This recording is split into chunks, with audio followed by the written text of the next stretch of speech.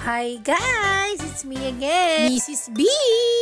And for today's video, welcome to Jordan Street!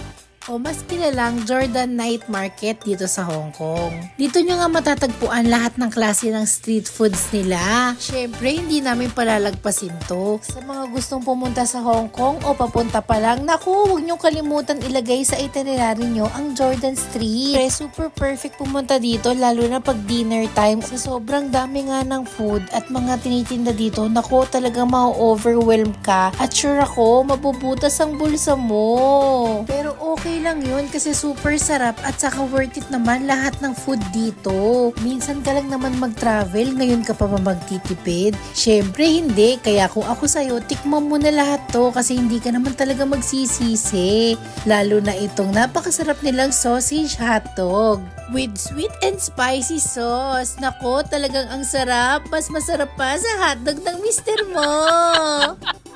Super yummy sausage here in Hong Kong. $16. Let's try. Hi! Hi lang kayo. Matikman. 2020, wala na ba flavor yan?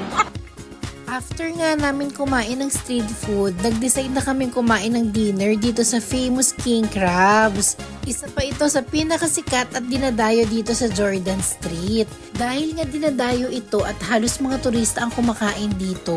Naku, medyo pricey ang pagkain dito ha. Pero talagang worth it naman at masarap. Medyo hindi ko na nga rin na-videohan lahat kasi syempre nagugutom din ako, no? Ayan, pero syempre nag-video pa rin ako para ipakita sa inyo. Sobrang sarap nga pag pinartneran mo ang King Crabs. Itong iniinom ng asawa ko, yung beer. $26 ang isang bote niyan, pero talagang worth it naman ang lasa. Ayan, thank you nga pala sa nagpa-dinner, sa Team Saki, at tignan nyo naman ang sisi ko.